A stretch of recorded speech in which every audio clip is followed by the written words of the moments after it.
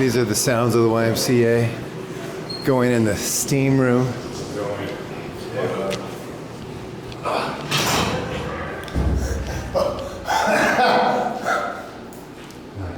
It's like first time. Dude, it's kind of rough on your lungs. It takes a while. It's awkward, but we do a podcast. Do you mind if we just talk to each other? Yeah, bro.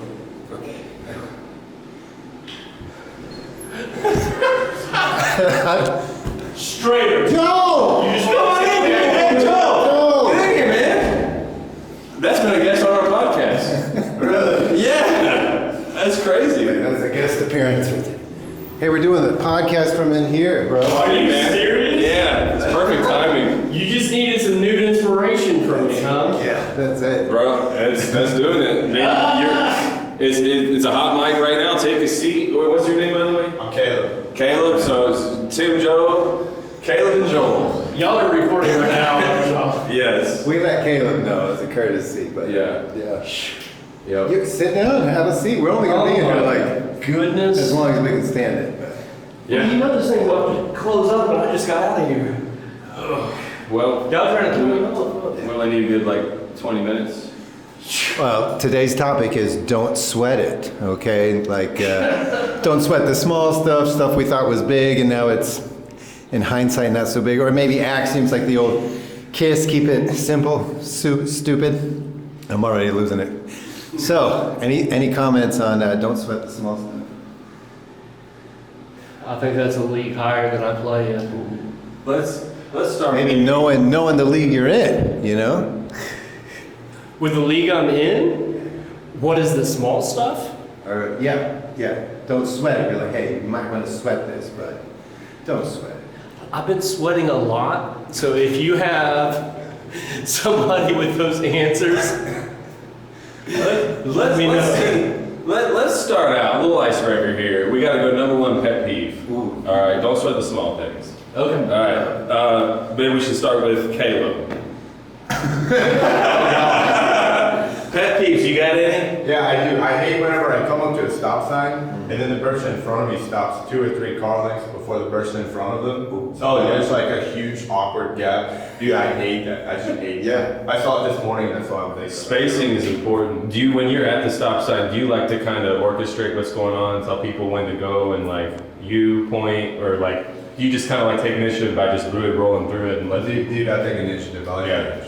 Yeah, because if not, you're just standing there and you're looking at them, they're looking at you, looking at each other, waving each other on. Yeah, we need more people like you. I feel like I'm relieved when people start like playing like traffic monitor because they tell me when to go. I'm just like, dude, just tell me when, man. I think your pet peeve would be people showing up to the sauna doing a podcast. I thought. No. It's the first time. I come to the sauna a lot. It's the first time. But Well, later we're having an episode at the bar, man. So you're welcome to come on over to the Earl afterwards. oh, it's a good place. Y'all are doing the Earl tonight.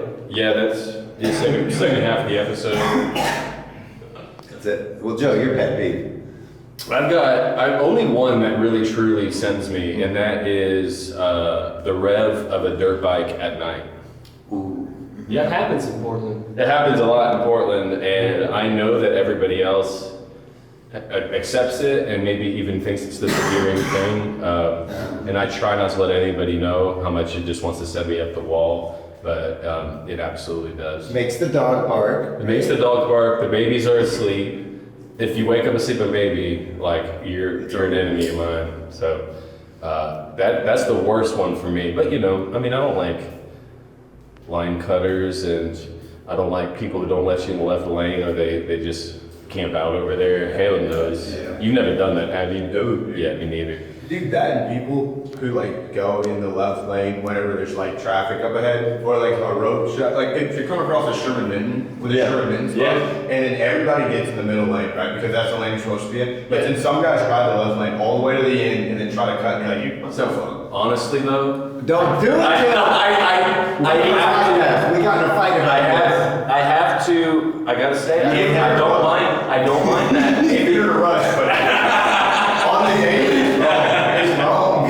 Caleb, They do say that fighting traffic is worthless. That 30 minutes of fighting traffic on the highway only saves you 2 minutes to weave in, weave out. Yeah. So, yeah. I can believe that. It's a lot better than I thought. I do think it makes the time go by faster when you're in that zone, but it's not worth the stress. It's really not. It's not worth Have you ever tried to count how many times you get flicked off on the way to somewhere? No, does that happen that frequently? Oh, well, I just think it'd be a good challenge. I don't know.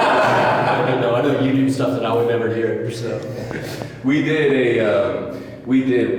Katie and I used to have a bit of a road rage problem, but we don't anymore. We beat it by shouting compliments. And it really, like, do that for a couple months, man, and you can handle anything. shouting compliments. Yeah. Like, your hair is great. I love your haircut. Something like that. Yeah. Yeah, and honestly, all you really have to go on sometimes is the bumper stickers. Oh, sure. And you could completely disagree with all the bumper stickers, so sometimes it's a challenge. Not in Kentucky. No, not in Kentucky. I No. hear that. Biggest pet peeve would probably say the dishwasher's a big one for me. You know, Yeah. getting loaded wrong. But what is wrong? Yeah, well, there's an efficient way to do it, right? So you can maximize the number of dishes in the dishwasher. Otherwise, you're hand washing. You know. Yeah. And I'm often Okay. I'm on the last one on the scene, you know what I'm saying? Like, I'm doing dinner dishes. Yeah. And if somebody hasn't, throughout the day, loaded that thing correctly, it means now I gotta unload it to reload it so I can put those dishes, or hand wash myself, but it drives me nuts. But what exactly is, I mean, there's only a handful of people in your household who could load the dishes. Yeah. So maybe Stephanie, I don't want to, she's one of our valued listeners. And she would never do such a thing. No. She would, but like, if she, like, does she put forks like on the top, or what are we talking about? No, it's more like, Theodore? you know, a bowl, if you stack it on its side, man, you could get 2 bowls for the price of 1. But if you just put that bowl face down, it takes up all the room. Well, you gotta put it face down because it'll just be a trough. Oh, well, I mean on the edge. There's a certain angle, you can, a certain angle. Yeah, a little angle. Caleb gets me. Too much, it won't clean. You're right. Right there, You're right. But it will be more clean that way. Well, So is that quantity over quality for you? It's quantity all day. yeah, it's true. They Get don't it in, make get it out. Okay. You know? Alright. But I'm okay to admit it, you know what I'm saying? I'm okay to admit it. Yeah. All right. Well, that's. Did we get you, Joe? No. Do you even have any? Oh, yeah. He's hiding. Yeah. No. Spilled the beans. No hiding. Spilled the tea. Let's hear it. The worst thing I'm at is if I get my time wasted. Ooh. Yeah. So I go slow and I'm low energy. So you're always feeling that you gotta survive. Done. And if someone steals time for you and you're like, I'm gonna pay for this later, and I won't get done when I've gotta get done because I move like a sloth. It's an issue. Time wasters are an issue for you? Is that what? Like, it's particular. Okay. So for instance, if we go to the Earl Yeah. and you drink too slow, no issue. Okay. That's what we're there for. Yeah. Well, you don't have to worry about me. Yeah. You know what I'm saying? Oh. If we set up a meeting Yeah. and I come to a meeting and every second is wasted, and I'm not as bad as I used to be. Yeah. Yeah. Yeah. That happens a lot.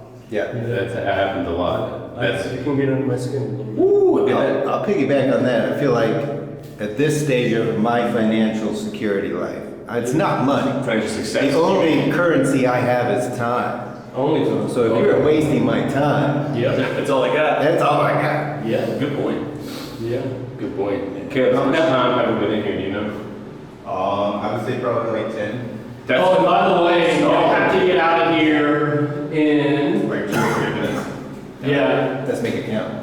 Really? You gotta be fully out by 9. So you gotta That's a butt. That's a butt. You don't Yeah. have a camera, but a you- little bump there. No cameras in here. I'm gonna go clear off, but I'll wait for you.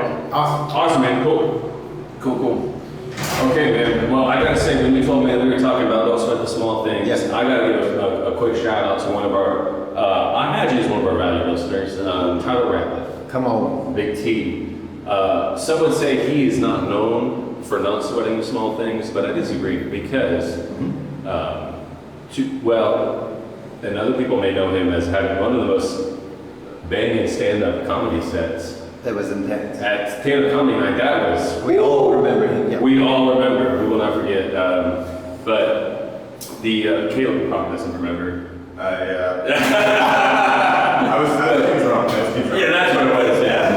Yeah. We were doing. I was explaining this idea I had to him at airports, where if there was just a kiosk at every airport, where if you opted in, when you pulled up, you just leave your key there, and that way, when people arrive in town, they can just take one of the keys and one of the courtesy cars. And when you land at your airport, you can just take one of the courtesy cars that they have. Yeah. So I was doing that. Just real quick. Sorry, we are recording a podcast. It's audio only. Just wanted to let you know. All right, that's fine. All right, cool. Thanks, man. And we'd love to get you in on it too. But I was explaining how I thought that was a great concept, and he was telling me like, "That's a terrible concept. Your car's going to get stolen." And I was like, "No, this is like kingdom economics. This is great. It's an economy built on trust." And he said, "No, kingdom economics is when somebody steals your car and you yell glory." So about a month after that, my car got totaled. It was parked on the street. Someone was nodding off on 29th Street. And I went without a car for like a year and a half. That's a lot. But the silver lining in all of it was that I realized the amount of adventure that I could have by discovering new modes of transportation. Whether like I was on the bus, I was on the longboard, I hitchhiked to work one day, I took a train. Yeah. Like I rode a bike, of course, like I Ubered, like just the regular stuff. But like, bro, I was asking people like, can you push me to wheelbarrow? Can I do a piggyback ride? Like, it was honestly the best year and a half of commuting I've ever had, and I was in shape. So, honestly, whenever the small things hit, and that's kind of a big thing, man, if you can just take that misadventure into like more creativity, man, it's always worked well for me. Yeah. What's your name, by the way? Rob. Rob? Yeah. Sweet, man. You got any pet peeves? A couple, but I'm always trying to stay stoic. And my pet peeve is like really for myself is allowing things to happen.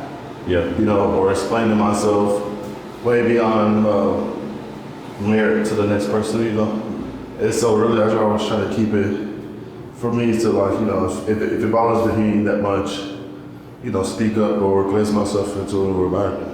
Because really it's nothing that I can do but beg and plead for someone else to, you know, situate their life for me. But who am I? You know, I'm just Rob. You know, I can't really control them as a person and they're telling me. So I always just, you know, give myself the respect. Yeah. Of, you know, placing myself in places where I'm not annoyed, I'm not unloved, unliked, or it's harmful to me, you know? And when you reach that point, like when it's like, when you're like, well, I can't control what you're doing, right? Yeah. Like you can literally step away. Yeah. Oh, that's a superpower, dude. Yeah, it's That's what I'm about to do, fellas. I'm step away. All right, later, man. I'll see you guys. All right. Yeah. You got it, man. Thank you. and also not to see too, you know, overpowered because it is people in my life where I do have a little like problem with people who can't have resolve without saying so much as reaction and playing it as an uproar. Yeah. Or not seeing their side of cause and effect. Sure. Like very narcissistic people, but what I see myself dealing with the most is people that I love. You know, people that I will sit there and explain and go through the process of resolve. You know, becoming moldable and adaptable to them because I want to be in their life. But anything other than that, I need to tone it out. If it's too dangerous for me to stay, I will leave. You know, if it makes me to go, I know a certain character that I want to display. Yeah. I try to, because I see, and I can bring, you know, any racism to it. Well, that's it, guys. 5 minutes? I think that's a lot. Is that it? Well, Rob, of course, man, because yeah, for sure. You're on it. Yeah, but like I see the one guy walking downtown and causing like antagonizing people in a way of freedom of speech, you know. And I don't know if this goes in the part of what my way people is, but to see like yourself as righteous in the place of disrespecting someone on the gas of freedom of speech, they're narcissistic like that probably what I would say would be my pet peeve. But you know, yours like that is basically where I'm at, crazy. I'm here, I'm having a head, and so let me remove myself if I can, you know. I hope y'all are listening. The song was the right place for this conversation. Like, I'm from Chattanooga, I just came up here.